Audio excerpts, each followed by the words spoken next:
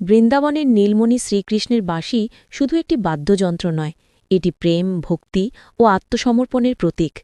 কৃষ্ণ যখন তার বাঁশি বাজান, তখন সেই সুরে মুগ্ধ হয়ে বৃন্দাবনের গোপী, গোপাল, পশুপাখি, বৃক্ষলতা সবাই যেন প্রাণ হারিয়ে ফেলে।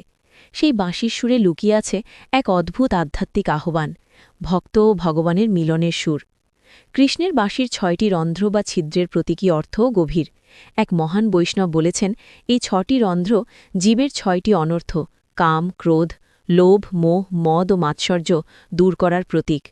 যখনই অনর্থগুলো আমাদের হৃদয় থেকে দূর হয়, তখনই কৃষ্ণের বাঁশির মধুর সুর আমাদের অন্তরে প্রবেশ করতে পারে।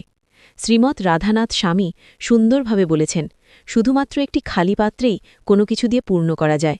অর্থাৎ যদি আমাদের হৃদয় জাগতিক কামনা বাসনায় পূর্ণ থাকে, তবে কৃষ্ণের প্রেমরস সেখানে প্রবেশ করতে পারে না। কিন্তু যদি সেই হৃদয় শূন্য হয়, অহংকার, লোভ, ক্রোধ থেকে মুক্ত, তবে কৃষ্ণ নিজেই সেই হৃদয়ে তার মধুরামৃত ঢেলে দেন।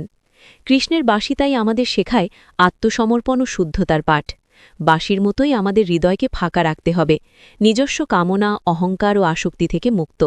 তখনই কৃষ্ণ আমাদের জীবনে তার সুরের মাধ্যমে প্রবেশ করবেন, আমাদের অন্তরকে প্রেমে, শান্তিতে ও মুক্তিতে ভরিয়ে তুলবেন। তাই আমাদের কর্তব্য হল হৃদয়কে জড়জাগতিক কামনা বাসনা থেকে দূরে রাখা এবং সেই হৃদয়কে কৃষ্ণের চরণে সমর্পণ করা। যখন আমরা সম্পূর্ণভাবে কৃষ্ণের প্রতি আত্মসমর্পিত হব, তখনই তার বাঁশির সুর আমাদের জীবনে সত্যিকারের আনন্দ ও মুক্তির বার্তা বয়ে আনবে।